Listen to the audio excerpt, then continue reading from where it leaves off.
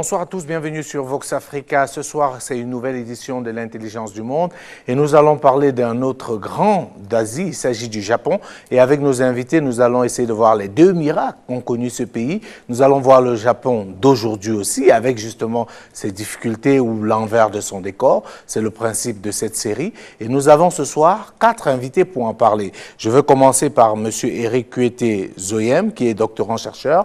Bonsoir. Bonsoir Jules. Merci d'avoir accepté notre invitation sur le plateau de l'Intelligence du Monde. C'est moi qui vous remercie. En face de vous, quelqu'un qu'on connaît déjà, parce qu'il était déjà sur ce plateau lors d'une édition précédente, c'est M. Ferdinand Missi, qui est doctorant à l'Université maritime de Shanghai, c'est bien en Chine. Tout à fait. Monsieur Missi, bonsoir. Bonsoir Jules. Voilà. Bonsoir à tous les téléspectateurs. Merci d'être venu sur le plateau. J'accueille M. Célestin Tchakounté, qui est économiste, qui est auteur d'un livre sur les privatisations en Afrique, notamment le cas du Cameroun. Monsieur Tchakounté, bonsoir. Bonsoir Jules. Et justement, les premières grandes privatisations ont commencé à l'ère Meiji au Japon.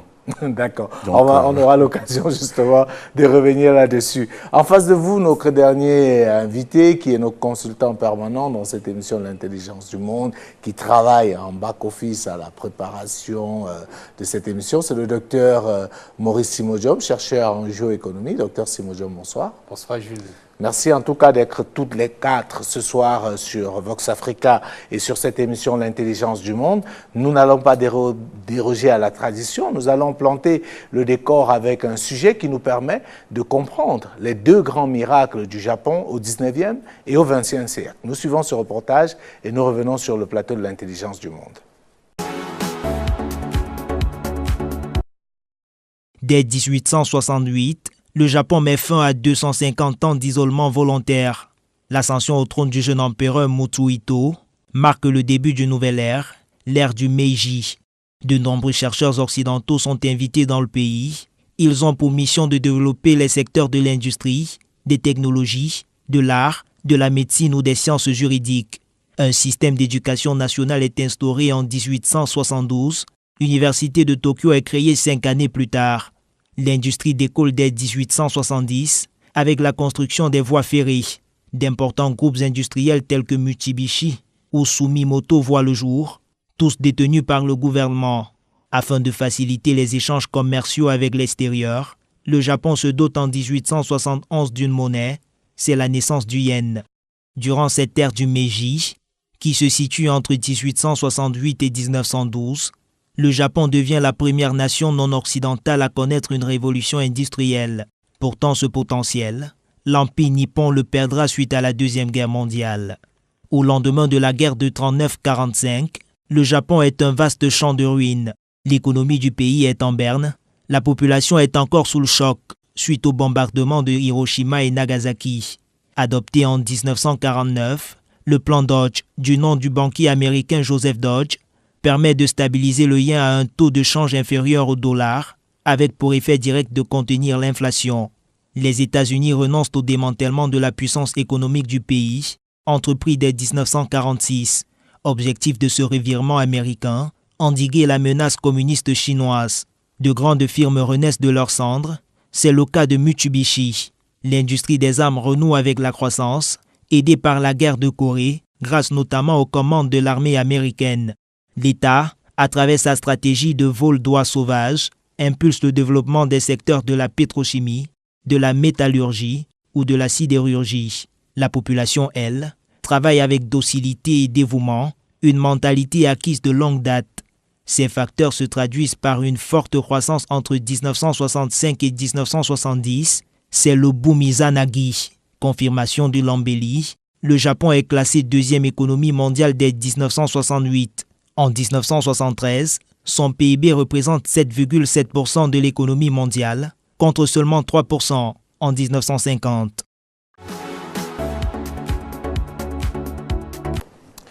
De retour sur le plateau, merci à Margaret Chepmo pour cet excellent sujet. Alors, on vient pour débattre avec les invités et je vais commencer par Dr Simodjom. Est-ce qu'on peut revenir sur ce Japon du 19e siècle? Qu'est-ce qui justifie ce qu'on a appelé une montée à flèche du Japon à cette période-là? Alors, on attendait plutôt la Chine, justement, parce que, comme on l'a vu dans l'émission concernant la Chine, c'est la Chine qui était mieux placée, qui avait tous les atouts pour réussir un miracle, et non, c'est plutôt le Japon. Donc, pendant les 250 ans, partant du début du XVIIe siècle à la deuxième moitié du XIXe siècle, le Japon est resté replié sur lui-même et n'échangeait pas avec, de façon intense avec l'extérieur. Donc, il y avait une exception, un bateau hollandais venait une fois par an. Et en ce moment-là, la Chine faisait beaucoup de prouesses et la Chine méprisait même d'ailleurs les voisins et les appelait les nains. Mais seulement, lorsque la Chine est agressée en 1839 par l'Angleterre, qui veut renverser le déséquilibre des comptes du commerce avec la Chine, parce que les comptes sont déficitaires en faveur de l'Angleterre. L'Angleterre veut donc rétablir l'équilibre et impose le commerce de l'opium à la Chine. La Chine refuse. La guerre de l'opium commence. 3 ans après, la Chine perd et les traités inégaux, elle est obligée de signer des traités inégaux dans lesquels elle perd notamment Hong Kong. Donc, 11 ans plus tard, c'est-à-dire après la fin de cette guerre, 1853, un amiral américain du nom de Pinto débarque dans un port d'Aruga au Japon et somme le Japon d'ouvrir ses ports au commerce international. Sinon, il va être bombardé. Le Japon apprend de ce que de l'exemple chinois. Et un proverbe dit, lorsque le nez de ton voisin brûle, verse de l'eau sur le tien. Et c'est donc cet exemple de la violence occidentale qui s'est exercée sur le voisin qui donne au Japon la prudence nécessaire pour donner 6 mois plus tard, lorsque le maréchal, l'amiral Perry revient, nous sommes d'accord, nous ouvrons 2 ports. Et les échanges commencent donc en 1853. Mais ce qu'il faut donc remarquer, c'est 2 choses. À partir de 1953, les Japonais font preuve d'une très grande curiosité et d'une très grande aptitude à apprendre et très rapidement. Le bateau de l'amiral Perry était accosté. Les Japonais sont venus et puis nous pouvons aujourd'hui lire les minutes de ce voyage, de l'amiral Perry. Les Japonais entrent, ils inspectent le bateau et demandent la permission de toucher. Les Américains leur répondent positivement, vous pouvez toucher. Ils touchent à tout. Ils posent des questions. Qu'est-ce que c'est? Ils découvraient tout pour la première fois. Alors, l'amiral Perry consigne dans son journal de bord que les Japonais sont très curieux et ils vont faire un saut très rapide vers la technologie.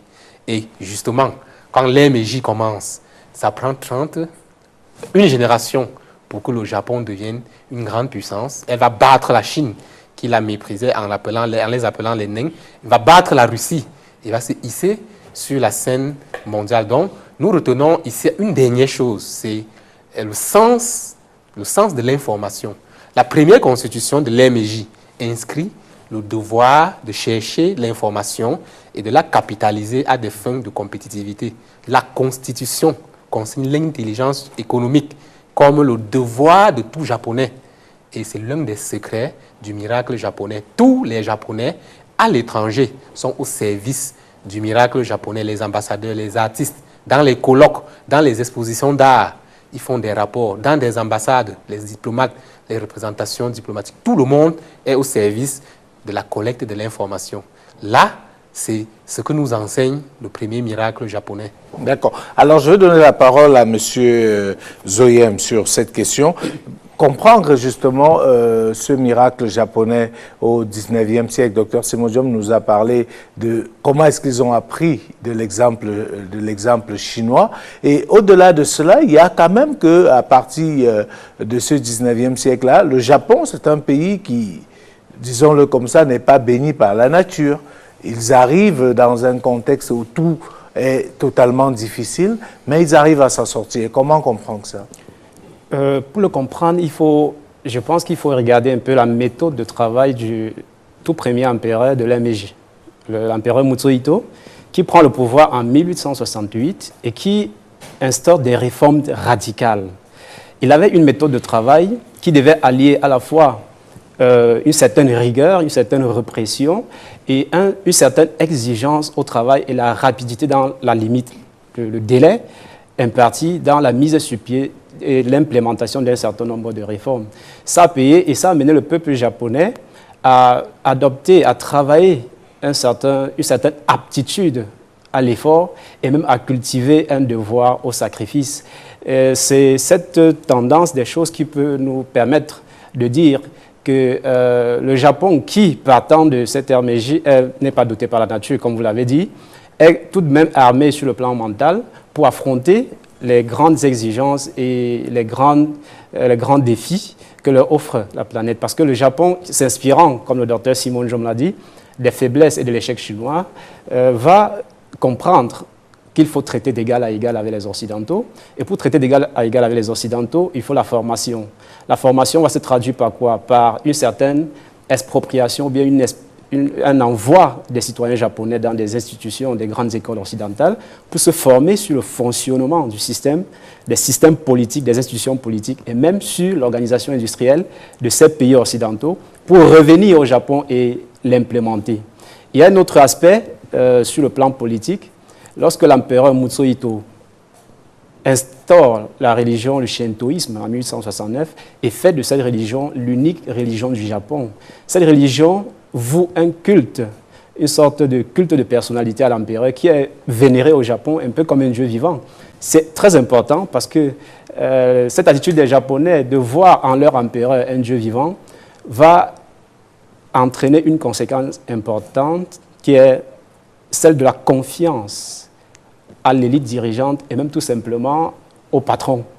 Et cette confiance elle-même va entraîner une certaine obéissance aveugle du peuple japonais qui exécute à la lettre les ordres qui leur sont donnés, qui travaille jusqu'à une certaine heure, les heures supplémentaires ne sont pas payées, et qui comprend que le Japon doit se relever. Ça, c'est très important. Et cette attitude à faire en sorte que le travail acharné a permis au Japon de construire une industrie, surtout une industrie d'armement, qui va lui permettre de conquérir d'autres espaces territoriaux, autres frontières. Nous parlons de la guerre contre la Chine, première guerre sino-japonaise en 1884, qui permet au Japon de mettre la main sur l'île de Formose, qui est aujourd'hui appelée Taïwan, la guerre contre la Russie et surtout la guerre contre la Corée, qui permet au Japon d'annexer la Corée. C'est cet expansionnisme qui va permettre au Japon de prendre la main et de déclencher un miracle ou bien un développement économique important qui lui permettra de se positionner devant la Chine. Ce sont des éléments très importants, surtout le mental et surtout la culture de l'effort du peuple japonais qui comprend qu'il faut travailler et qui va à l'étranger, il revient, il se met au travail, il exécute les ordres qui lui sont donnés et puis les résultats suivent. Voilà. Alors, Célestin Tchakounte, je veux qu'on parle du deuxième Japon, parce qu'il faut dire qu'après ce premier miracle, après cette première puissance, le Japon connaît un coup très dur à l'occasion de la Deuxième Guerre mondiale, frappé violemment, détruit avec Hiroshima et Nagasaki, l'économie est totalement effondrée. Mais, contrairement à ce qu'on aurait pu s'attendre, le Japon ne sombre pas. Et le Japon arrive à sortir de cette phase terrible de son histoire. Comment est-ce qu'on peut comprendre ce qu'on peut appeler une sorte de robustesse mentale, une sorte de résilience à toute épreuve? Oui, je pense que là, le Japon donne là une des clés du progrès, c'est-à-dire de ne jamais se laisser abattre. On peut tomber, mais on doit se relever. Parce que au sortir de la Deuxième Guerre mondiale, le Japon, effectivement, est complètement ruiné. On dit que 40% des villes sont complètement en ruine, détruites par les bombardiers de l'armée américaine. Donc, certains pays auraient sombré complètement. Mais les Japonais, je pense qu'ils ont développé cela dès le départ, d'avoir toujours cette... déjà, il a parlé de la confiance en leurs dirigeants, mais aussi cette capacité de toujours d'accepter, de travailler vraiment sans compter. Ça, c'est une particularité au Japon. On explique même que les réussites du Japon viennent du fait qu'on a surexploité la population. Et c'est des gens qui sont jamais vraiment pleins. C'est-à-dire que c'est des gens qui sont durs au mal, ils travaillent très dur. Donc, on a l'impression qu'ils sont contents de souffrir. Quand on les voit aujourd'hui... contents de souffrir. Non, c'est-à-dire qu'ils voudraient que leur pays soit un grand pays, ils travaillent, enfin, pour un Dieu vivant déjà, il y a cela. Donc, ils donnent tout ce qu'ils peuvent pour progresser. Donc, je pense que ça... et puis, quelque part, ils ont si on revient un peu à l'ère Meiji, avant de remonter, je viens de commettre un livre sur les privatisations. Les premières privatisations dans le monde entier proviennent de l'ère Meiji au Japon. Ça veut donc dire que ce qu'on considère aujourd'hui comme une dialectique récente, les Japonais l'avaient compris depuis très longtemps. Parce que privatisation, c'est quoi? En fait, c'est une saine répartition des tâches entre le secteur public et le secteur privé, entre l'État et le reste de l'économie. Donc, si en 1868, les Japonais avaient compris cela, ça veut dire qu'ils avaient des gens très éclairés pour comprendre cela. Parce qu'aujourd'hui encore, beaucoup de gens pensent que quand on parle de privatisation, c'est quelque chose de très récent. Or, l'un des premiers penseurs qui ont posé cette problématique, c'était Aristote il y a 24 siècles, qui dit « ce dont on prend le moins soin est ce qui appartient en commun au plus grand nombre ». Donc, quand vous voyez que le Japon a réglé ce problème en 1868, lorsque l'État impérial a donné à la classe des samouraïs toute l'industrie lourde érigée par l'État, afin que l'État devienne plus compétitif, et donc a procédé aux privatisations, ça veut donc dire qu'on a d'abord une classe dirigeante qui est lucide, et ils ont la chance d'avoir une population qui obéit sans discuter. Donc je crois que ces deux éléments sont très importants, et en plus, comme c'est des gens qui supportent la douleur, pas qu'ils en prennent plaisir, mais qui arrivent à travailler dur, tout cela, à mon avis, donne une base pour rebondir, même si on tombe. Voilà. Alors, monsieur Messi, je voulais qu'on reste sur la mentalité japonaise, parce que c'est quelque chose qu'on évoque souvent à récurrence. On les a vus. C'est des gens qui restent très dignes, malgré la situation. On se rappelle récemment de Fukushima. Ils ne sont pas dans une posture alarmiste. Ils n'appellent pas à l'aide, ils n'appellent pas à la fatalité, ils ne crient pas au désarroi total. Qu'est-ce qui peut justifier cette mentalité-là? Pourquoi est-ce que le japonais est si différent dans son trait de caractère? En fait, le Japon a une culture guerrière. Une culture, ils sont très orgueilleux. En fait, les Japonais sont très orgueilleux. On peut le voir dans l'histoire avec la guerre, les shogunats, ou à l'époque de l'empire japonais. Mais en fait, ce que moi je pourrais dire par rapport au développement du Japon, surtout au deuxième développement du Japon, c'est que le Japon a bénéficié du plan MacArthur, Douglas MacArthur. Peut-être que beaucoup ne connaissent pas. Douglas MacArthur, c'est le général qui a battu le Japon à la Deuxième Guerre mondiale et qui a demandé aux États-Unis d'aider le Japon à se réindustrialiser afin que le Japon puisse être cette avant-garde-là des États-Unis pour essayer de combattre la Chine. Donc, la mentalité japonaise est une mentalité guerrière, premièrement, mais à côté de ça, les Japonais, ce sont des gens assez hypocrites. Il faut le reconnaître, parce que les Japonais sont des gens qui, comment je pourrais dire, ce sont des gens qui cherchent beaucoup, qui veulent se développer, mais qui passent généralement utiliser des moyens souvent qui ne sont pas très... Voilà. Vous voulez dire, en fait, on ne connaît pas exactement ce qu'ils pensent quand vous parlez. Oui, les Japonais sont des gens... Est-ce que c'est vraiment de l'hypocrisie? Ils sont peut-être plus réservés, plus intelligents, conservent l'information, parce qu'on l'a vu, l'une des grandes stratégies du Japon, c'est la collecte de l'information. Et quand on sait quelle est la puissance et la valeur de l'information, une fois qu'on l'a, on n'a pas envie qu'elle soit répandue à tout le monde. Est-ce que c'est pas seulement... En fait, les Japonais, je ne pense pas que ça soit trop la rétention de l'information qui soit la force du Japon, mais ça, les Japonais, ils sont un peu comme les autres Asiatiques, c'est-à-dire que ce sont des gens qui veulent rester ensemble. Ils ont une culture de l'ethnicité, un peu comme les Allemands également. Donc, ils n'aiment pas se mélanger. Ce sont les gens qui n'aiment pas se mélanger. Il y a la peur de l'autre. Oui, tout à fait. En Chine, par exemple, on dit que l'étranger est la poule aux œufs d'or. Tromper l'étranger, mais ne le tuer pas. Donc, ils ont toujours cette culture asiatique-là de tromper l'autre pour en fait, garder. Alors, docteur Simodium, je voudrais quand même qu'on parle de la capacité du Japon à se transformer dans un environnement qui lui était au départ totalement hostile. Il faut rappeler que le Japon n'a quasiment pas de ressources naturelles. Alors, comment est-ce qu'on arrive à s'en sortir alors qu'on n'a pas été béni par la nature? Oui, le Japon n'est vraiment pas béni par la nature. On dit couramment, pour résumer cette situation d'ingratitude de la nature, que le Japon a la montagne et la mer, pour dire que rien de ce qu'on peut vendre, quoi. Et pour ne pas arranger les choses, la zone est extrêmement sismique et des séismes qui sont souvent très violents. Ouais. Et le séisme de 2011 a provoqué la fusion des réacteurs de Fukushima, ce qui a été une catastrophe d'une ampleur inégalée dans l'histoire et a entraîné des conséquences considérables, notamment la fermeture progressive qui va coûter plus de 100 milliards de dollars de cette centrale de Fukushima. Donc, le Japon n'est pas béni de la nature. Mais le Japon a su faire des prouesses pour dire que ce n'est pas parce qu'on n'a pas été béni par la nature qu'on ne peut pas transformer sa société. L'exemple japonais et bien d'autres, nous avons eu par le passé à voir à quel point les pays qui avaient été oubliés ou ignorés de la nature en termes de richesse ont su prendre leur destin en main et inscrire leur nom dans le marbre de l'histoire. Donc le Japon doit son progrès au trait de sa mentalité. Bon, alors il y a la politesse.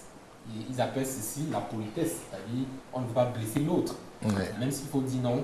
On trouve des manières de... Voilà. Là où il faut dire non, on dit rien. Bon, l'Asiatique est un peu comme ça, très poli.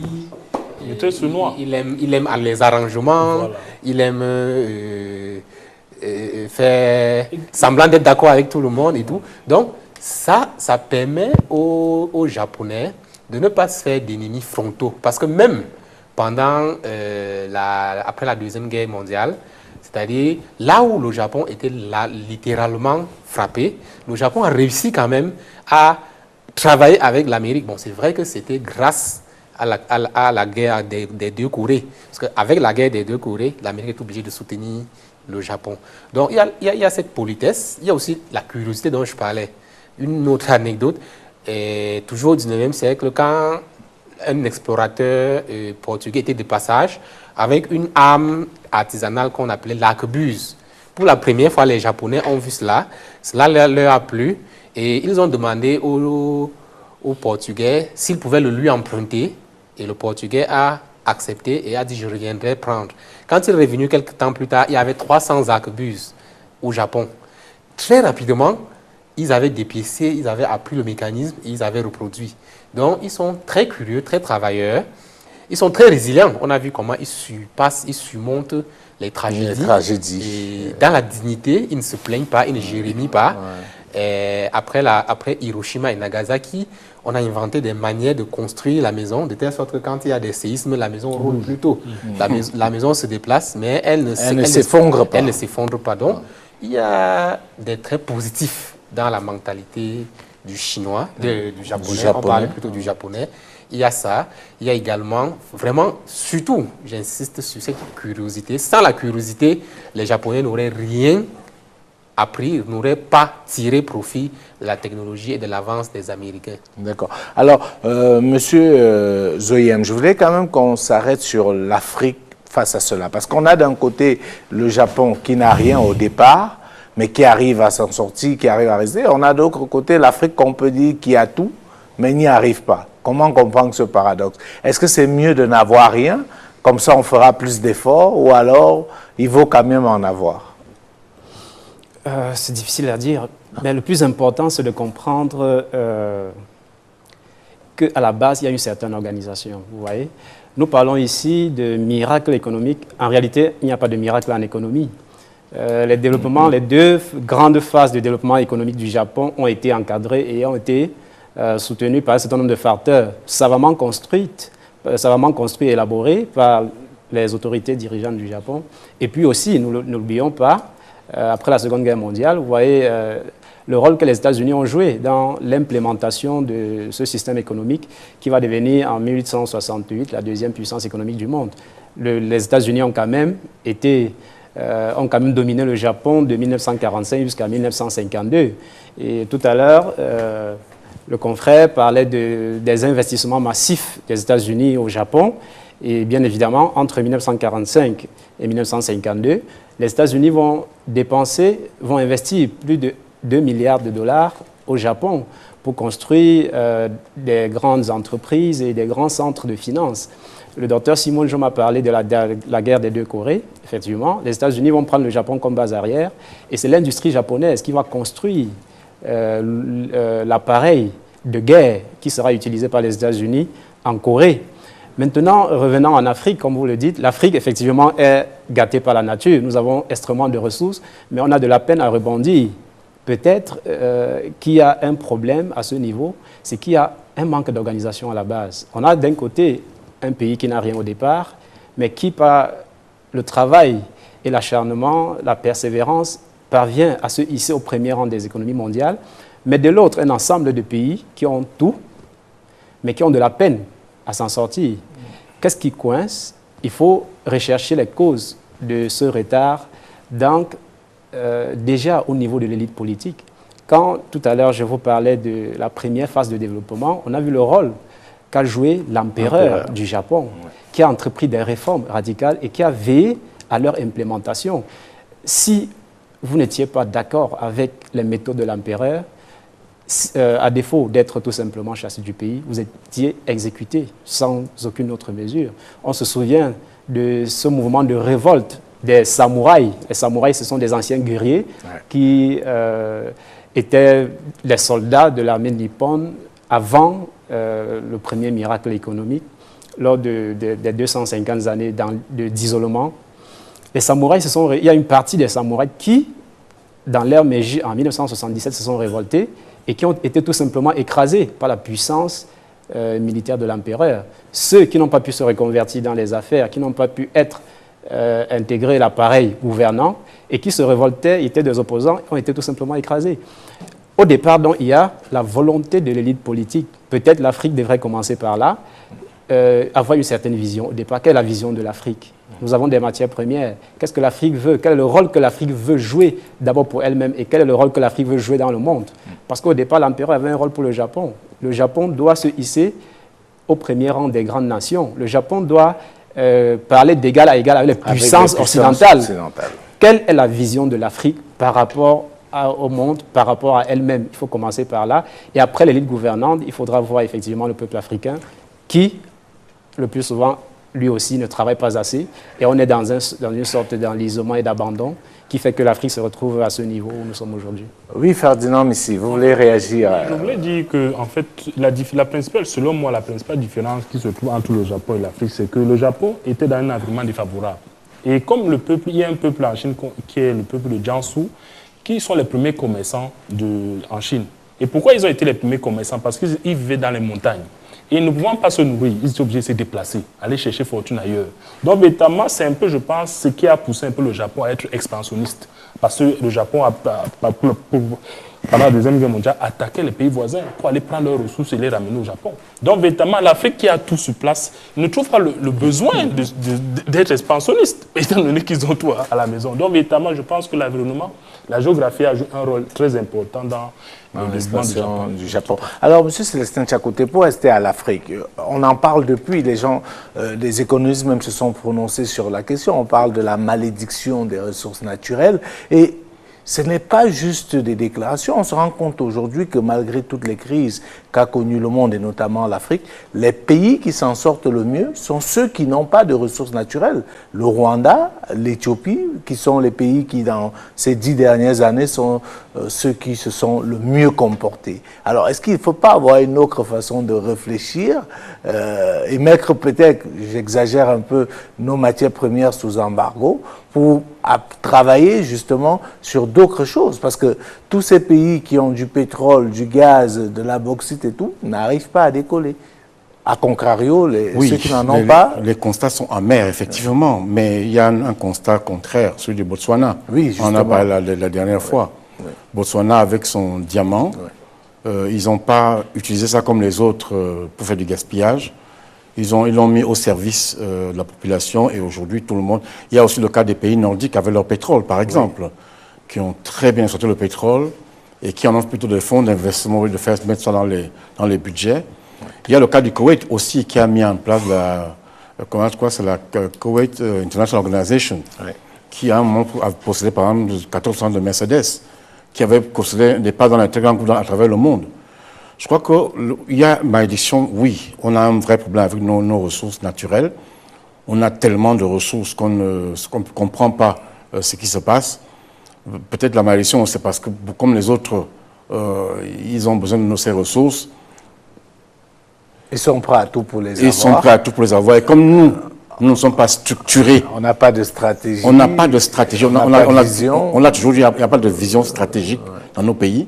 C'est pour ça que je n'arrête pas de dire, mettons en place des think tanks pour penser le monde, pour avoir enfin une vision stratégique. On a parlé de Mao Tse-tung la dernière fois, qui a mis en place une vision stratégique pour la Chine qui fonctionne encore jusqu'à aujourd'hui. Quel pays africain a une vision stratégique? Où allons-nous? Que faisons-nous? Dans le monde de demain, comment on se positionne? Avec quelle stratégie? Bon, prenons le cas, par exemple, des terres que nous sommes en train de laisser à l'abandon. Le cas de la Chine, c'est 20% de la population mondiale, mais seulement 9% de terres arables. L'Afrique, c'est 65% de terres arables. C'est-à-dire qu'on a, et pour nourrir les 10 milliards d'êtres qui seront sur Terre en 2060, ça passe par l'Afrique. Sauf qu'il n'y a aucune stratégie qui est mise en place pour gérer cela. C'est pour ça que moi, je questionne souvent l'Union africaine. C'est quand même l'Union africaine qui doit prendre en charge notre vision stratégique. Par exemple, voilà le problème des terres et de l'agriculture. Quelle stratégie a été mise en place pour gérer cela, pour préparer pour préparer l'alimentation mondiale, pour que ce soit contrôlé par nous, parce que nos enfants risquent d'être des salariés sur nos terres, puisque ces terres sont en train d'être vendues à beaucoup de pays, y compris aux pays occidentaux. Oui, dans des conditions au franc symbolique, parce qu'on ne sait pas quelle est la valeur. Alors, c'est très important de voir tout ça. Je veux proposer, madame, monsieur, qu'on marque un arrêt pour parler de l'autre face du Japon. On va parler du Japon très endetté. On va parler du Japon avec son problème de vieillissement de la population. On va parler des défis qui s'imposent au Japon. Et justement, avant d'en parler, nous suivons cet élément sur la vieillesse de la société japonaise et nous revenons sur ce plateau de l'intelligence du monde. Cela pourrait sembler peine perdue de vouloir trouver des failles au système nippon, tant ses prouesses technologiques mettent tout le monde d'accord. Mais à bien regarder, le Japon, comme toute puissance dans le monde, présente des faiblesses. En bonne place, la dépendance énergétique du pays. Près de 80% de l'énergie est importée, tout comme la quasi-totalité des matières premières. En cas de crise ou de hausse des prix, l'économie nippone pourrait en pâtir. Autre dépendance, celle liée à l'alimentation. De fait, l'agriculture du pays peine à nourrir toutes les bouches japonaises. Alors le pays est contraint d'acheter à l'extérieur pour combler l'important déficit alimentaire, ce qui fait du Japon l'un des plus gros importateurs mondiaux de produits alimentaires. De plus en plus, la dette publique nippone est citée comme une importante faiblesse. Elle représente 170% du PIB du Japon, une situation qui ne semble pourtant pas inquiéter le gouvernement. Au même moment, la population nippone commence à présenter des signes de vieillissement. Les dépenses de santé et de retraite connaîtront une forte hausse dans les décennies à venir. Là encore, les pouvoirs publics restent passifs. Aucune politique nataliste, ni même de politique d'immigration. Autre point d'inquiétude, le repli. Le Japon reste encore fermé sur lui-même. À la fin 2012, le stock des investissements directs ne représentait que 3,7% du PIB, contre 26% aux États-Unis, 40% en France et 54% au Royaume-Uni. Nous sommes de retour, madame, monsieur, sur ce plateau de l'intelligence du monde. Alors, nous avons vu un peu dans la première partie comment est-ce que le Japon a réussi à se construire à travers ces deux miracles, au 19e et au 20e siècle. Nous avons vu ce qui faisait la force du Japon. Nous avons vu également sa puissance. Actuellement, on va s'attaquer aux défis qui s'imposent au Japon. Et je vais commencer par le premier. Et déjà, la question de savoir, je commence par M. Tchakounte, est-ce que ça en est un réellement, la dette japonaise? On parle de 170% du PIB. Est-ce que c'est vraiment un problème pour un pays qui veut être une puissance d'être autant endetté? Oui, c'est un problème et c'est même une surprise que le Japon tienne encore. Ça fait partie de ce qu'on peut appeler les forces du Japon. Parce que le problème de l'endettement, pour que ceux qui nous suivent puissent comprendre. De manière générale, l'endettement, on pense que le seuil, c'est autour de 90%. On pense que quand ça dépasse 90% du produit intérieur brut, ça devient incontrôlable. Le diable sort de sa boîte. Quand par exemple, la France est autour de près de 100%, quand on parle le cas de la Grèce aujourd'hui, la Grèce c'est 140%, l'Italie peut-être 120%. Donc au-delà de 90%, ça dépasse des seuils contrôlables.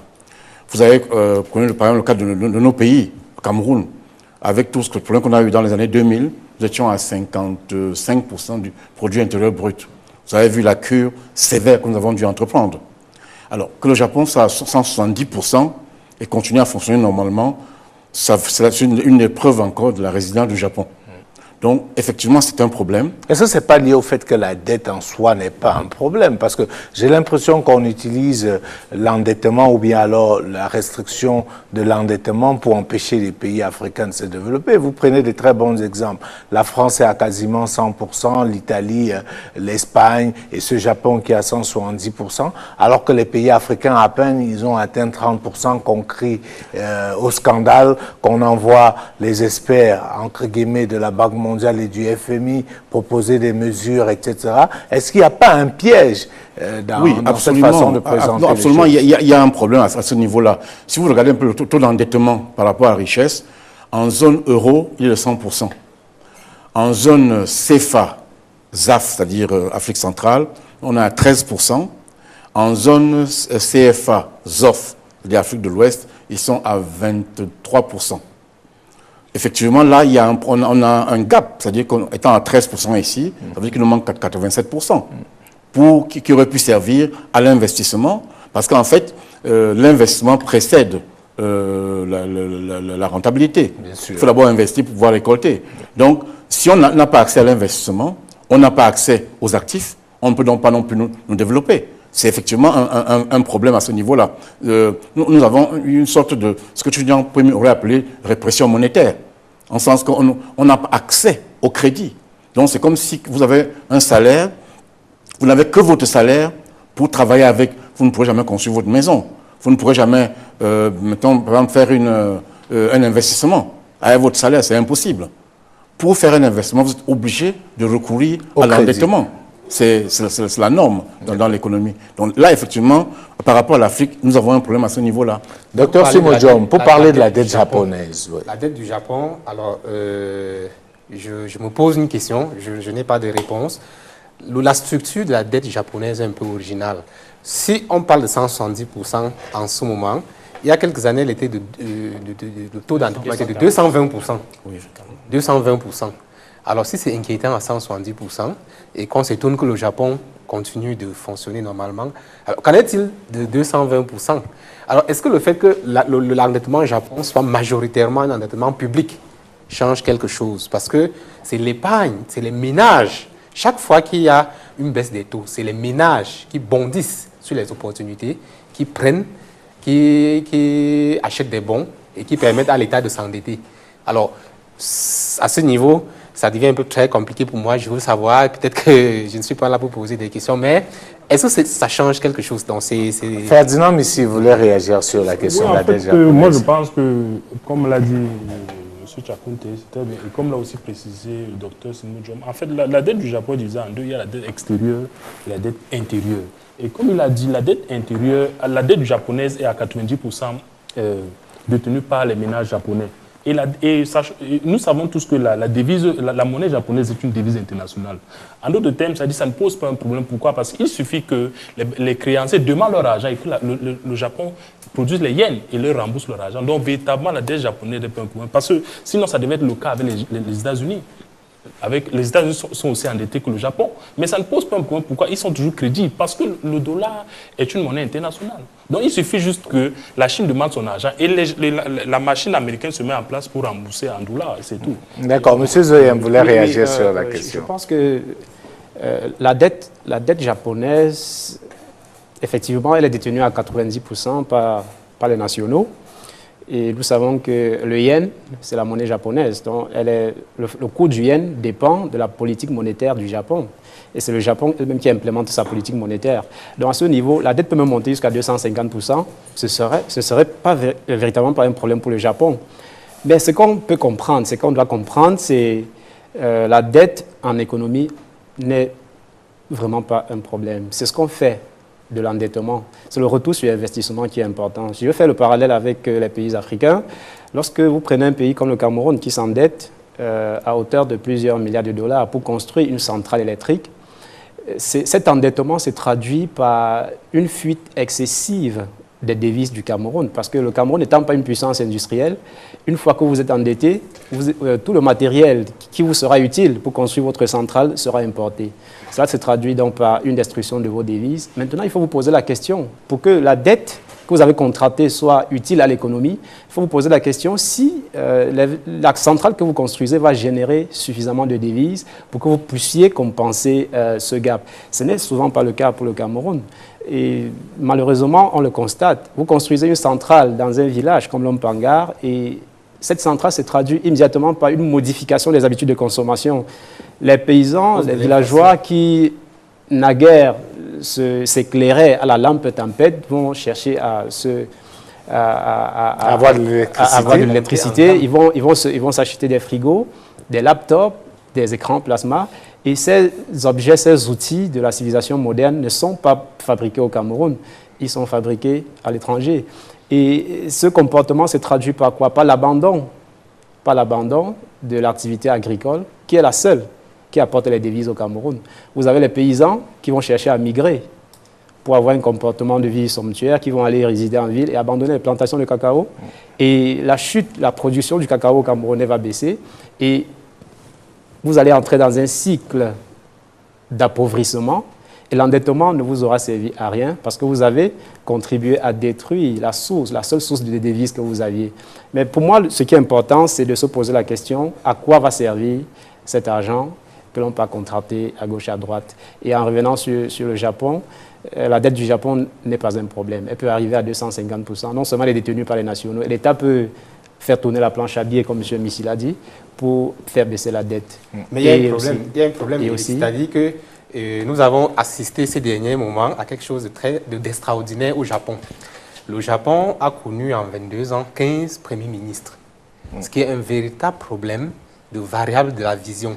Parce que quand un pays comme le Japon a une grande vision, qu'elle implémente depuis 200 ans, alors il se pose donc le problème de la transmission de la vision. Ça commence déjà par la stabilité du leadership. Parce que le leadership, lorsqu'il est stable, il accroît la possibilité de transmettre la vision. Or, nous avons eu 15 premiers ministres en 22 ans. Mais alors, le problème, donc, c'est quoi? C'est l'alternance. Pourquoi il y a... Non, c'est-à-dire... Pourquoi est-ce qu'il y a tant... C'est l'instabilité, voilà. Ce n'est pas l'alternance, c'est l'instabilité. Pourquoi les premiers ministres tombent? Parce qu'ils n'arrivent pas à apporter des solutions aux problèmes que traverse la société. Les gouvernements sont sanctionnés. Donc, ce n'est parce que... Alors, Shinzo Abe, lui, il est revenu... Et je crois que ça se stabilise déjà un tout petit peu.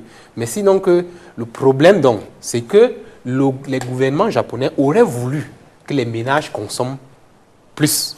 C'est ça le véritable problème. L'endettement est interne, c'est vrai. Ça ne pose pas le même problème qu'en Afrique, où nous n'avons pas une souveraineté monétaire. Nous avons des problèmes de fuite des devises, parce que notre franc, le franc CFA que nous utilisons, est convertible et il y a la possibilité d'exporter tout ce que les multinationales gagnent ici. Et pour nous également la possibilité d'acheter tout à l'étranger. Donc, ce problème ne se pose pas au Japon, mais il se pose au Japon un problème. Lorsque la Banque centrale veut que les Japonais consomment, elle met les liquidités à la disposition des Japonais. Mais les Japonais vont acheter des bons aux États-Unis d'Amérique. Ils achètent des bons en Angleterre. Ça, c'est un véritable problème. Le fait que les ménages ne consomment pas tous les plans de relance, il y en a eu 10 et il y en a eu 10 en moins de 9 ans et ces plans de relance ont coûté 1600 milliards de dollars. Mais aucun de ces plans n'a pu, l'ensemble de tous ces plans n'ont produit qu'1% de taux de croissance en plus de 12 ans. Donc il se pose un véritable problème de la conversion, parce que le peuple japonais n'est pas flexible. C'est ça le problème. On aimerait qu'à un moment donné, la Banque centrale incite à l'épargne. À un moment donné, la Banque centrale incite à la consommation. Oui. Mais le jour où la Banque centrale veut inciter à la consommation, les Japonais se braquent, ils prennent les liquidités, ils achètent des bons. Donc, c'est à ce niveau qu'il se pose que l'endettement est un problème. Ouais. Parce que plus le taux est élevé, moins il y a un investissement parce que la consommation ne va pas suivre. D'accord. Alors, monsieur Messi, je voulais qu'on avance. On a parlé de l'endettement du Japon qui est un problème. Il y a un deuxième problème aujourd'hui, c'est que malgré ce qu'on a appelé la mondialisation, le Japon reste quand même un pays assez replié sur lui-même. Comment comprendre cela et quelle menace cela représente? En fait, bon, le Japon a cette culture-là comme je disais, c'est un peuple fier. C'est-à-dire que c'est un peuple très nationaliste qui aime rester chez lui. Mais bon, je ne pense pas trop que... Peut-être parce que peut-être en Afrique, on ne voit pas trop les Japonais, mais les Japonais se déplacent beaucoup en Asie. Voilà, les Japonais se déplacent beaucoup en Asie, commercent beaucoup en Asie. Et que quand vous regardez un peu le commerce entre le Japon et l'Asie, il est presque 60%. Voilà, et les investissements japonais en Asie sont très nombreux. Même, bon, mais c'est un peuple qui, bon, peut-être du point de vue de l'Afrique, c'est un peuple reclus sur lui-même, mais les Japonais sont des gens qui bougent quand même, qui ne sont pas toujours... Bon, maintenant, je vais prendre un peu sur le plan la relation sino-africaine. Hein. Les relations sino-africaines sont très faibles, en fait. Bon, ils ont été relancés un peu avec le TICAD, le Tokyo International Conference on African Development. Mais aujourd'hui, le Japon essaie de pénétrer les marchés africains, mais seulement c'est difficile. C'est difficile pourquoi? Parce que le Japon est aligné un peu sur la politique américaine. Voilà, et les Américains ne sont pas très pro-africains, quoi. Donc ça fait en sorte que les Japonais ont du mal à s'intéresser davantage à l'Afrique. Oui, monsieur. Oui, il faut préciser aussi que le véritable problème du Japon actuellement, c'est cette forte dépendance quand même du Japon vis-à-vis de l'extérieur. Il faut le rappeler, le Japon importe la plupart des matières premières, importe même la nourriture, parce que le Japon, on l'a dit dans la première partie de l'émission, le Japon n'est pas une puissance agricole. L'agriculture contribue à peine 1,2% du PIB. Et le Japon est obligé d'importer une bonne partie de ses produits de consommation, de la nourriture de l'extérieur et même de l'énergie, qui s'est encore plus... Cette dépendance s'est accrue après la catastrophe de Fukushima en 2011, où le Japon désormais, et vous avez, c'est un assentiment populaire, 57% des Japonais veulent que le Japon sorte du nucléaire. Ce qui fait qu'il faut trouver des sources d'énergie alternatives et ça crée davantage une très grande dépendance. Le deuxième problème, c'est cette chute drastique de la demande interne, la demande en biens de consommation. Les Japonais ne consomment pas assez et les raisons sont connues. L'école au Japon coûte extrêmement cher. Parce que c'est une société élitiste. Vous ne pouvez accéder dans les grandes entreprises, vous ne pouvez accéder à un niveau supérieur, avoir une ascension sociale satisfaisante que si vous êtes extrêmement formé, si vous êtes compétent. Le Japon a donc eu cette culture de l'élite au fil des années et cette culture, cette recherche permanente de l'intelligence, de la formation a fait en sorte que les coûts de l'éducation ont extrêmement grimpé.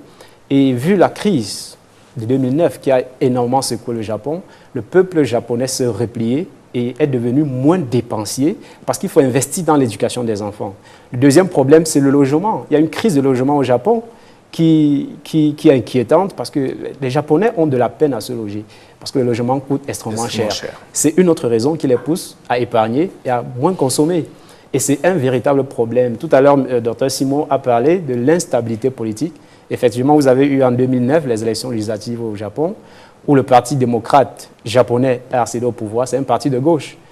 C'était une révolution dans l'histoire du Japon, parce que depuis pratiquement l'ère Meiji, depuis 1945, c'est le Parti libéral-démocrate qui gouvernait. Et lorsque ce parti de gauche est arrivé au pouvoir, l'un des arguments phares de la campagne de leur leader, lors de la campagne, c'était quoi? C'était cet ensemble de réformes qui devaient être implémentées pour accélérer la demande. Malheureusement, ils n'ont pas fait long feu, puisque le Parti libéral-démocrate a récupéré le pouvoir en 2012. Et nous avons en ce moment des initiatives qui ont été émises pour essayer de relancer cette demande. On n'en sort pas toujours. Et puis, cette forte dépendance, ça crée un certain essoufflement de l'économie. Les entreprises qui ont de la peine à vendre. qui ont de la peine à vendre. Et on aurait pu trouver une alternative dans les marchés internationaux. Mais sauf que là, il y a un autre problème. Le Japon, c'est un pays extrêmement fermé.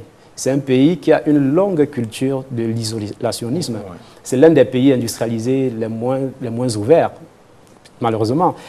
C'est vrai, le secteur de l'automobile, on a tendance que le Japon vend un peu de partout dans le monde, mais ce n'est que le secteur de l'automobile et de l'électronique, et peut-être dans une moindre mesure de la construction navale, qui conquiert les marchés internationaux. Les 250 ans d'autarcie ont vraiment imprimé dans le mental, même des industriels japonais, cette frayeur de l'ouverture. Et c'est un problème aujourd'hui pour le Japon, parce que quand vous avez atteint un certain niveau de développement économique, il faut chercher d'autres marchés. Il faut conquérir le monde extérieur pour pouvoir vendre. Et c'est la peine que le Japon a aujourd'hui de le faire. Et même les pays avec qui le Japon commerce sont en général des pays voisins. Vous avez la Chine, vous avez la Corée du Sud, vous avez les États-Unis. Le Japon a de la peine à aller vendre, à conquérir des marchés européens, à conquérir des marchés africains, surtout pour ce qui est du domaine de l'agroalimentaire, de la finance, de la pharmacie. C'est un pays qui reste encore extrêmement fermé et on peut le comprendre. C'est leur culture, ils ont eu 250 ans d'autarcie, même si la première phase de développement économique leur a permis d'être expansionnistes, de vendre, de conquérir des marchés, ils ont toujours cette envie de se replier sur eux-mêmes. Or, les habitudes de consommation du peuple japonais ont changé. Il faut peut-être, pour les industriels japonais et les entrepreneurs africains japonais, imaginer une autre stratégie qui leur permettra d'envahir et de conquérir d'autres espaces marchands à l'international. D'accord. Alors, M. Célestin Tchakouté, j'ai été surpris en préparant cette émission de me rendre compte que sur un secteur comme le numérique, on peut dire que le Japon a un retard, ce qui, à mon sens, est une réelle surprise, parce que on sait que le Japon, en matière d'électronique, a été très avancé à une époque. Comment on peut expliquer que le Japon soit en retard aujourd'hui au niveau du numérique? Oui, effectivement, ça c'est un vrai paradoxe, parce que le Japon a toujours été estampillé high-tech. Ouais. Dans tout ce qui est électronique, le Japon est en tête. Je pense, en y réfléchissant, on peut... L'hypothèse que moi j'aimais, c'est peut-être le vieillissement de la population. Vous savez que plus on vieillit, on est plus rigide. Ouais. Donc c'est ça l'hypothèse que moi j'ai. On refuse les changements, on refuse les mutations. Je pense que, pour moi, c'est vrai que c'est... Je sais pas, peut-être, docteur Simodium, sur la question de la lenteur du développement du numéro. Là, il y a le syndrome Kodak. Le syndrome Kodak. Kodak, c'était le leader mondial de la photographie argentique. Oui. Donc ça, c'est de l'analogie. Maintenant, le numérique est venu. L'appareil photo numérique est venu. Kodak a su que c'était venu. Mais comme les Japonais sont très conservateurs, très rapidement, Kodak n'a pas vu que la roue était en train de tourner, qu'un vent allait l'emporter. Il ne s'est pas ajusté. Dans l'histoire du capitalisme mondial, nous avons plusieurs exemples. Il n'y a pas que Kodak. Donc, ce n'est pas un problème japonais. Il n'y a pas que Kodak. On a aussi Motorola. On a aussi Sony.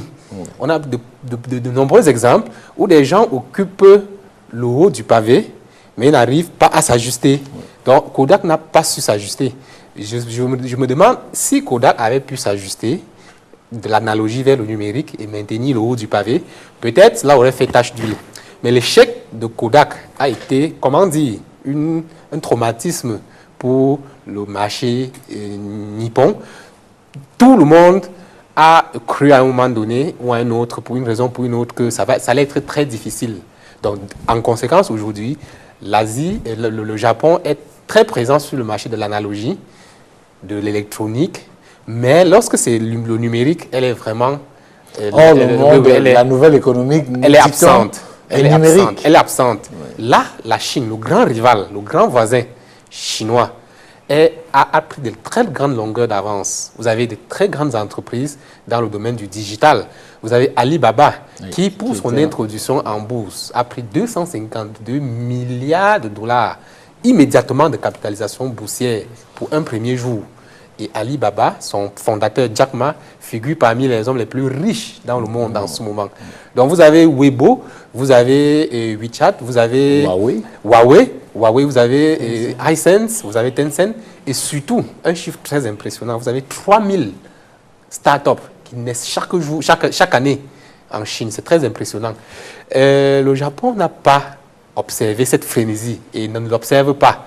Et ça, c'est un gros problème parce qu'on se demande, la compétition qui sera de plus en plus numérique, comment est-ce que le Japon va faire face à une compétition numérique? Le sort du Japon, c'est un peu le sort de la France qui a vu toutes ces entreprises du numérique perdre la compétition, soit être ravalées par les entreprises américaines. Donc, c'est une grande inquiétude.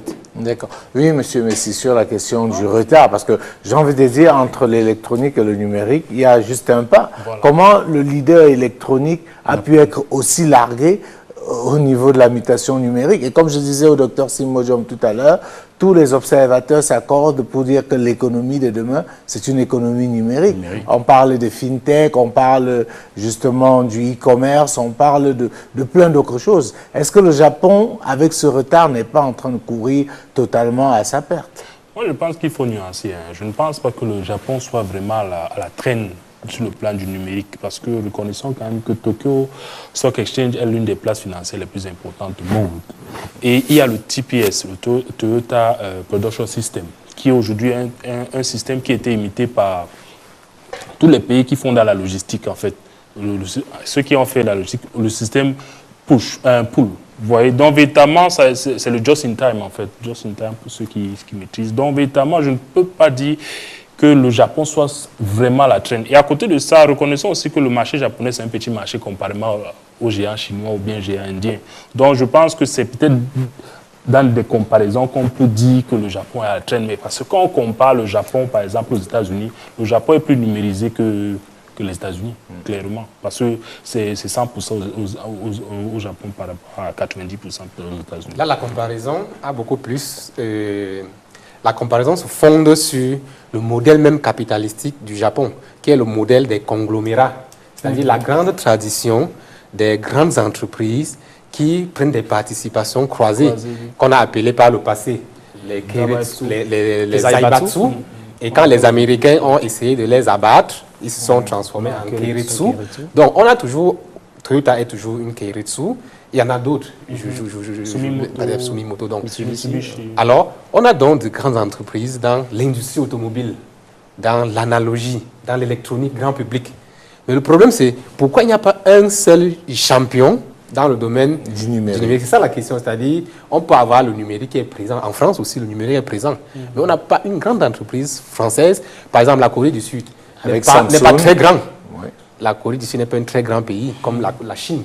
Et pourtant, c'est Samsung qui domine les débats sur le plan de l'innovation au niveau mondial, avec 40 000 chercheurs à temps plein dans son usine et pour travailler sur la recherche et développement et qui programme, le monsieur Célestin Tchakounte est en train de préparer un article sur la Corée du Sud et la recherche et développement qui programme des produits pour 50 ans. Donc, c'est un peu au niveau de la taille des entreprises à laquelle le Japon nous a habitués, des conglomérats. On aurait voulu ici voir aussi émerger des conglomérats dans le domaine du numérique et c'est ce qui fonde notre inquiétude. D'accord. Alors, M. Zoyam, vous voulez réagir sur le numérique? Sur le numérique, je pense qu'il faut ce problème, ce retard, le retard entre guillemets du Japon sur le plan du domaine du numérique est à rechercher. La cause de ce retard est à rechercher aussi dans l'histoire économique du Japon, parce que vous avez quand même une économie qui a mis sur pied des méthodes qui s'échelonnent sur le temps et qui, à un certain moment, atteignent une certaine saturation et on a une capacité à se réinventer. La méthode de travail, l'organisation de travail présente dans les entreprises japonaises était le toyotisme, qui était une méthode de travail basée sur, on appelait cela les 5 zéros.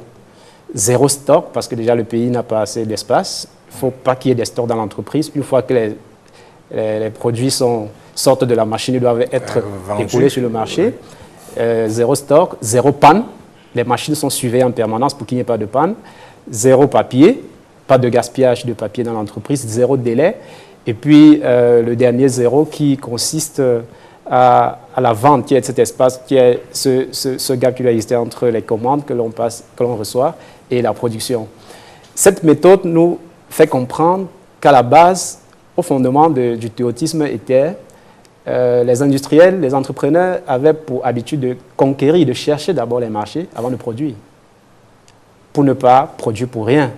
Et c'est resté ancré dans la stratégie et les méthodes économiques du Japon, si bien qu'aujourd'hui, si certains domaines qui sont coincés, un peu comme celui du numérique, moi je me dis, c'est parce que le Japon a de la peine à trouver le marché sur lequel écouler les produits. Vous avez la Chine qui a pris la place du Japon en 2010 et est devenue la deuxième puissance économique mondiale, qui a un marché extrêmement élargi du numérique. Vous avez la Corée du Sud qui monte en puissance avec Samsung. Vous avez les États-Unis. Et du coup, le Japon, qui a de la peine à se réinventer, ne parvient pas. Avec cette stratégie de marketing qui consiste à chercher d'abord le client avant de produire. Du coup, ils sont bloqués. Ils n'ont pas encore ce client, ils n'ont pas encore ce marché. Et comment ils accusent un retard. Alors, M. Tchakounté, je voulais qu'on parle effectivement de la Chine. La montée de la Chine, elle doit inquiéter certainement le Japon. Parce qu'aujourd'hui, comme le disait M. Zoyem, la Chine a pris la place du Japon et on voit bien dans la politique expansionniste de la Chine qu'elle ne compte pas s'arrêter en si beau chemin. Pourquoi est-ce que le Japon doit redouter cela et comment est-ce que le Japon doit réagir? Déjà, il y a une loi qui a été passée par le Parlement japonais, je crois, le 14 septembre 2017, qui permet désormais à l'armée japonaise de se projeter, de faire des actions militaires à l'extérieur. Ça, c'est une révolution au Japon. Au Japon, oui. Parce que déjà, il y a eu beaucoup Parce qu'on a rarement mis le Japon s'impliquer. Oui, depuis la Première Guerre mondiale, ils avaient dit, bon, plus jamais ça. Donc ça a changé le 14 septembre 2017. Il y a eu, évidemment, beaucoup de manifestants qui ont dit, on ne veut pas entendre parler de cette loi. Shinzo Abe leur a tenu tête et leur a dit, écoutez, regardez à côté, la Chine est en train de monter en puissance. Ils ont un programme militaire qui est extrêmement ambitieux. Donc si on s'endort, voilà, il va nous arriver des choses. Ouais. Donc c'est pour vous dire que non seulement ils sont inquiets, mais ils prennent la température. Ouais. Donc ça veut dire que... Et puis je crois le budget militaire du Japon cette année, le budget qui va commencer à l'exercice en mars 2018, c'est un budget record, je crois que c'est 41,4 milliards de dollars. Ça, c'est un budget record pour le Japon. Donc le Japon a décidé de se réarmer. Parce que la Chine inquiète, parce que également il y a la Corée du Nord, et derrière il y a même la Russie. Donc le Japon est vraiment inquiet. Donc ils sont en train de se restructurer. Je pense aussi sur le budget de la recherche, ils sont en train de se repositionner. Donc je dirais que le Japon est dans le creux quelque part et essaye de se positionner par rapport aux menaces qui sont les siennes. Mais il reste je n'arrive pas à m'expliquer pourquoi le Japon n'a pas pu se creuser un chemin sur la téléphonie cellulaire. Pourquoi c'est la Corée, pourquoi c'est les États-Unis, le Japon, nous avait quand même habitués. Je me dis quand même que quelque part, il y a une raison, quelque part, qui devrait être peut-être... Moi, j'ai pensé au vieillissement de la population, parce qu'on ne peut pas expliquer que le Japon, qui a relevé tous les défis depuis longtemps, parce que les contraintes de l'économie japonaise, on les connaît depuis longtemps. Ouais. L'importation des matières premières, le Japon a un sous-sol qui n'a rien, tout le monde le sait. Donc, le Japon a toujours réussi à gérer cela. Ils ont relevé tous les défis du XXe siècle. Mais sauf que là, l'économie japonaise cale. Qu'est-ce qui s'est passé?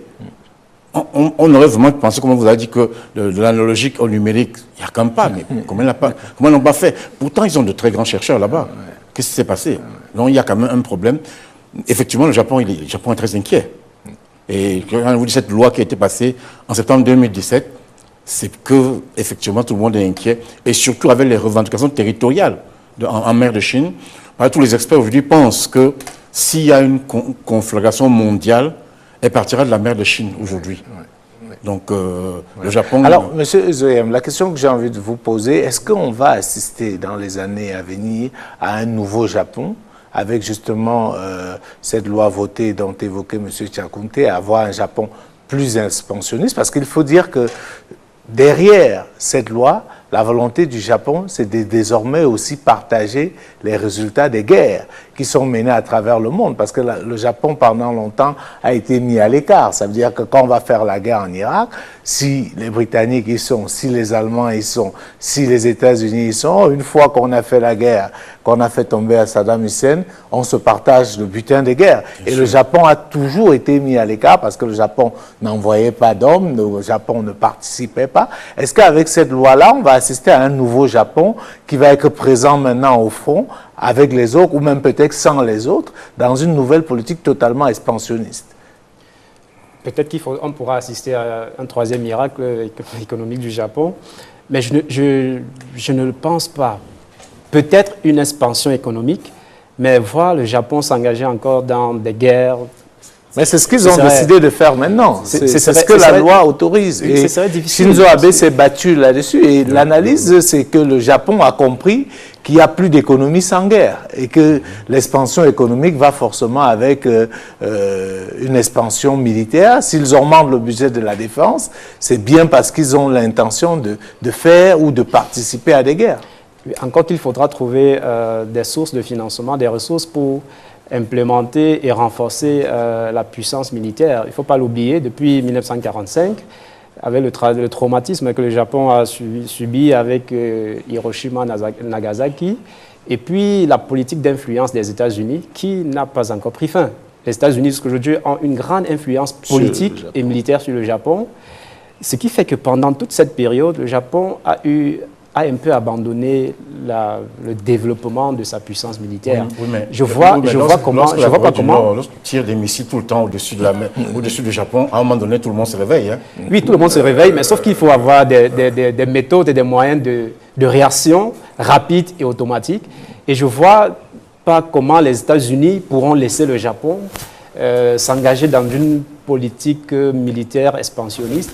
Peut-être qu'il faudra... À la fin de la Deuxième Guerre mondiale, le quartier général de l'armée du Japon est transformé en quartier général du ministère international du commerce, MITI, oui, le MITI, le célèbre MITI, Ministry of International Trade and Industrialization, donc, qui est donc une armée.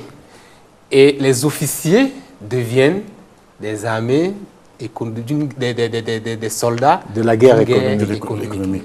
Donc, il y a eu une transition de la guerre militaire à la guerre conventionnelle, de la guerre militaire conventionnelle à la guerre économique. Toutes les ressources, toutes les méthodes, tout ce que les officiers avaient appris à faire sur le plan de la guerre conventionnelle, ils l'ont mis à la disposition de la guerre économique. Cela a permis au Japon de rattraper le retard et de se positionner dès 1968 comme une très grande puissance, la deuxième puissance, jusqu'en 2010. Donc, aujourd'hui, le constat est clair. Il y a une montée de l'insécurité environnante. Le Japon est obligé de revoir ce positionnement de son armée. Oui. Il va falloir reprendre les mêmes structures certainement, parce que la culture martiale qui avait été transférée du champ de la guerre conventionnelle vers le champ de la guerre économique va peut-être, certainement, c'est une hypothèse, être réactivée et réorientée une fois encore du champ de l'économie vers le champ militaire, du militaire. Parce que c'était les mêmes méthodes. C'était les mêmes méthodes, mais appliquées par les mêmes personnes. Sauf que les contextes ne sont pas les mêmes. Bon, nous interrogeons sur l'avenir, mais toujours est-il que le Japon n'est plus prêt à jouer le rôle d'absent. Ouais. Le Japon, mais surtout qu'ils sont en train de payer le prix de cette absence-là ou bien de cette mise à l'écart. Oui, M. Ferdinand Messi, vous voulez dire? En fait, moi, je pense que la remilitarisation du Japon est due à la montée hégémonique de la Chine. Parce que le Japon se rappelle du massacre de Nanjing de 1937. Les Chinois n'ont jamais oublié, 300 000 personnes sont mortes à cause des Japonais. Donc aujourd'hui, ils ont peur de la montée de la Chine. Parce que la Chine aujourd'hui met beaucoup d'argent dans le budget militaire. Voilà, donc 150 milliards, imaginez-vous. Donc véritablement, ils ont peur de la vengeance chinoise. Donc je pense que c'est plus un problème géopolitique en fait. D'accord. Et ils sont en train de voir que peut-être les États-Unis pourront les aider à tout en fait, parce que voilà la Corée du Nord qui lance déjà des missiles et que la Corée du Nord est en fait la base arrière de la Chine en fait. Donc véritablement, il y a des raisons de s'inquiéter. Il y a quand même, comme tout à l'heure on a parlé du traumatisme qu'a subi le peuple japonais. Oui. Parce que de nos jours, la course aux armements a quand même eu certaines limites, a une apogée.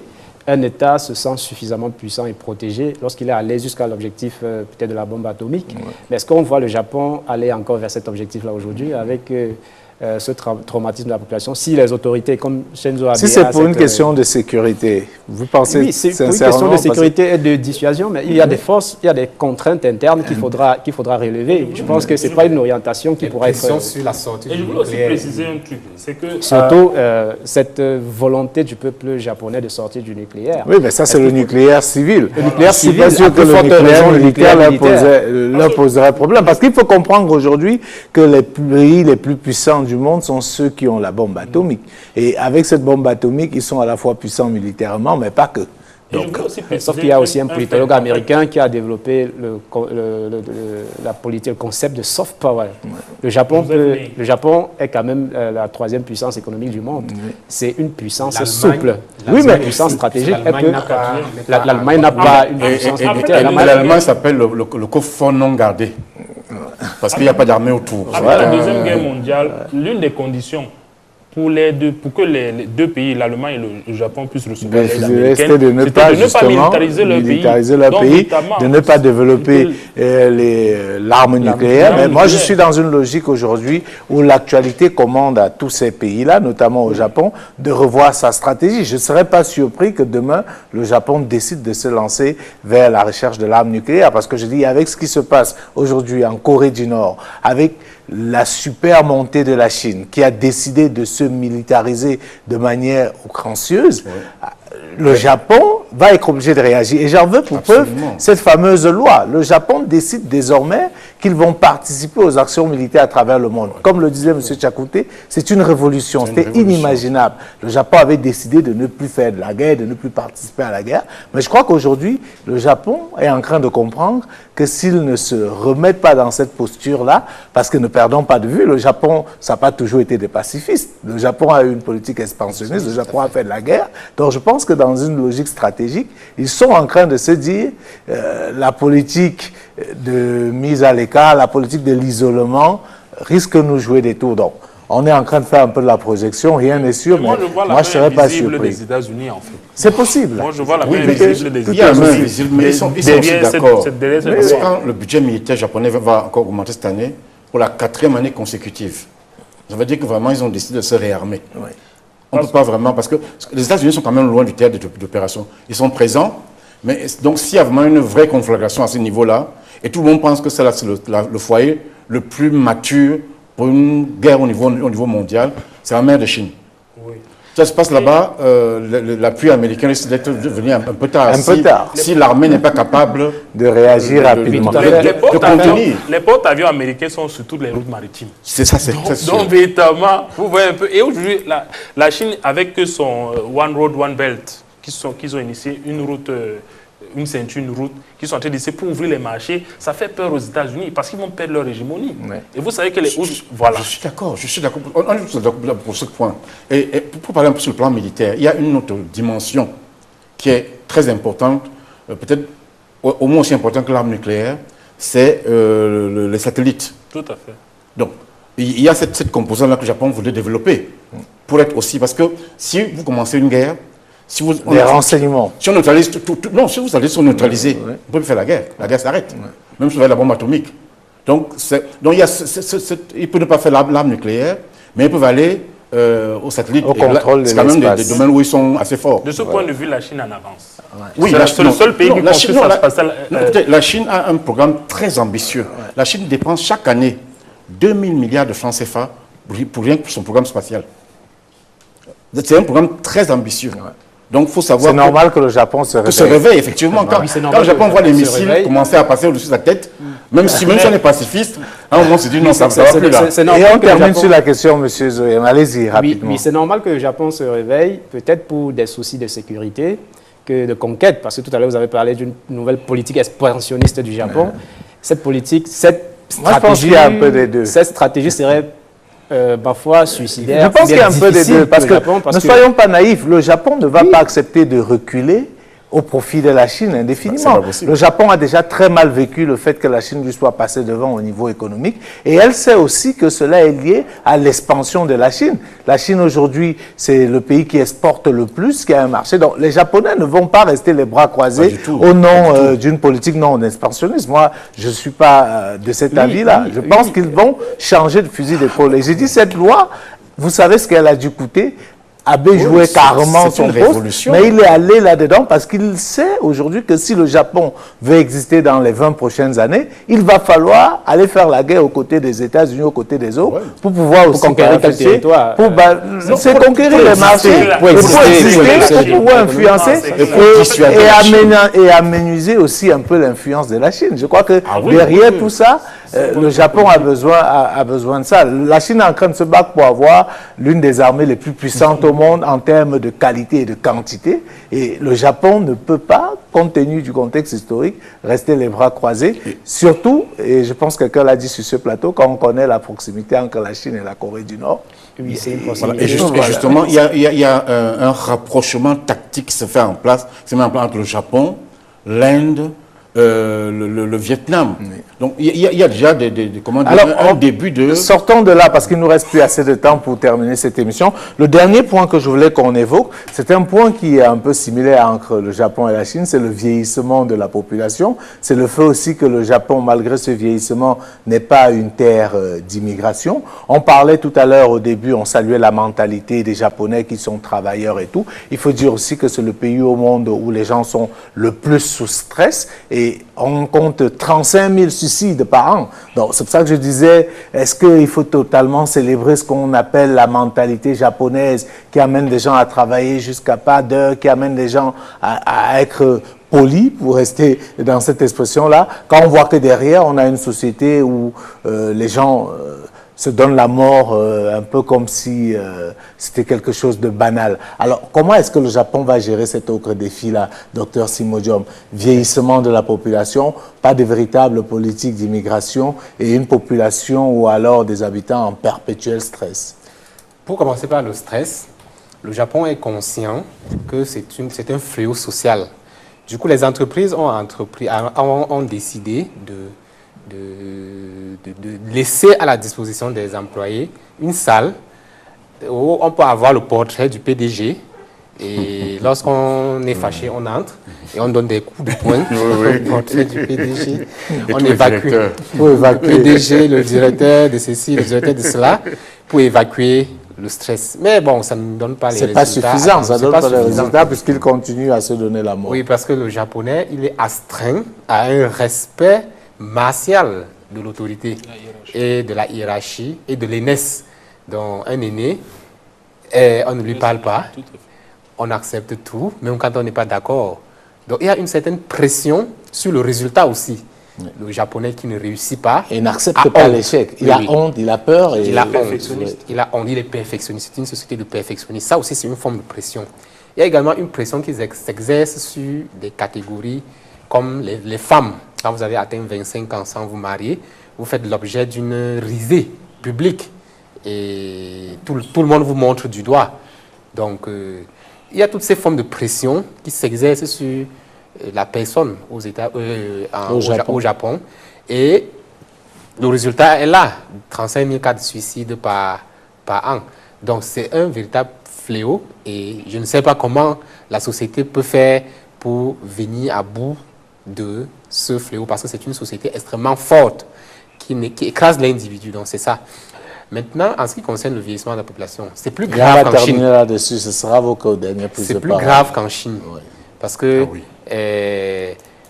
la population japonaise est plus vieillissante que la population chinoise. Le taux des hyper vieux est plus considérable au Japon. Et comme la Chine, le Japon est une société repliée sur elle-même, qui n'accepte pas le métissage, qui n'accepte pas l'immigration et tout ça. Ça aussi, c'est une équation qui menace, qui est un péril pour ce qu'on appelle encore le miracle Japon.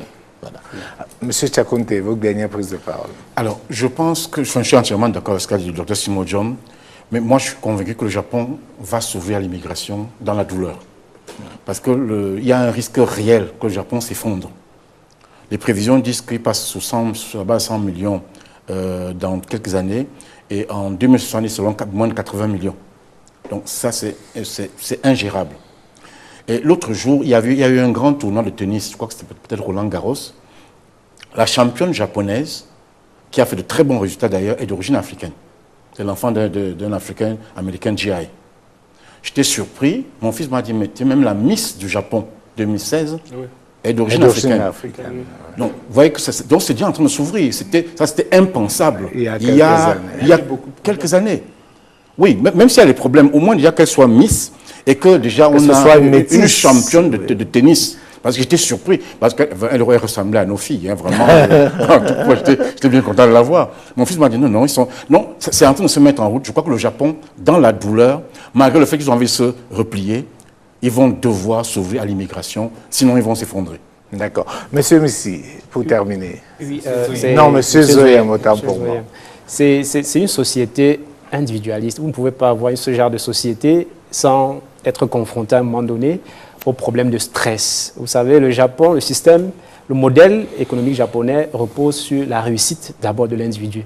C'est vrai qu'il y a une soumission à l'autorité, il y a une obéissance, il y a un acharnement au travail, mais le Japonais, lui, dès la naissance, quand vous regardez des enfants de bas âge qui vont à l'école toute la journée, qui doivent travailler jusqu'à tard dans la nuit parce qu'il faut réussir, il faut être parmi l'élite, il faut travailler dans la grande entreprise où l'emploi à vie est garanti, il y a un avancement à l'ancienneté, et ne pas se limiter uniquement au niveau des PME, où il y a une certaine précarité de l'emploi, ça vous met dans une situation de conquête et de violence permanente avec soi-même. Ce qui fait qu'à un moment donné, on se retrouve avec ces cas, avec ces problèmes. Et pour ce qui est de la politique migratoire du Japon, il faut dire, je suis d'accord avec M. Tchakounte, qu'à un certain moment, le Japon sera obligé de s'ouvrir. Parce que aujourd'hui, c'est quand même assez inquiétant pour le Japon. Vous avez uniquement 2 millions de personnes, d'étrangers qui vivent au Japon. Vous avez le Japon qui préfère financer l'accueil des réfugiés dans le monde. Il préfère payer beaucoup d'argent pour qu'on les accueille dans d'autres pays que de les accueillir, plutôt que de les accueillir au Japon. Parce que le Japon, c'est toujours un problème de culture. Le Japon est une société où règne une certaine uniformité ethnique. Il y a une certaine cohésion. Ce qui fait que le Japonais a un peu peur de l'étranger. Ils ont peur de se retrouver dans la situation de certains pays. Vous avez des Japonais qui vous disent carrément qu'ils ne veulent pas, quand ils veulent acheter une maison dans un quartier, ils se rassurent quelle est l'identité des voisins. Ouais. C'est-à-dire qu'ils veulent avoir des personnes qui vont s'intégrer facilement. Et ça devient un problème. Mais le Japon va aller vers ça. Parce qu'à un moment, vous avez une population qui vieillit, il faut la main-d'œuvre, surtout que vous avez les défis économiques à relever. Il y a la Chine qui grimpe, voilà. il faut dépasser la Chine, il faut maintenir le cap. Vous allez ouvrir les frontières, vous allez chercher la main-d'œuvre ailleurs et vous n'avez pas de choix. À un moment, il faudra y aller. S'il y a une révolution sur le plan militaire, je crois qu'il devra y avoir une révolution sur le plan migratoire du Japon. D'accord. Alors, M. Ferdinand Messi, pour conclure cette émission. En fait, je pense qu'ils ont tout dit. Je pense que le Japon doit s'ouvrir au péril. Donc, je pense que s'ils ne le font pas, ça leur risque péril en fait. C'est peut-être pour ça aussi qu'ils développent la robotique en fait, parce qu'aujourd'hui on trouve des poupées qui sont des compagnes des Japonais, on ne comprend pas. Donc véritablement c'est une société où s'ils ne veulent pas s'ouvrir, ils vont périr. Parce que le Japon c'est une société, disons-le, entre guillemets un peu raciste. Donc voilà. D'accord. Merci en tout cas à tous les cadres d'avoir accepté de venir échanger avec nous sur le Japon. Madame, monsieur, merci à vous d'avoir été une fois de plus fidèles au rendez-vous. Prenons rendez-vous jeudi prochain pour une nouvelle édition de l'Intelligence du Monde. D'ici là, portez-vous bien. Bonsoir à tous.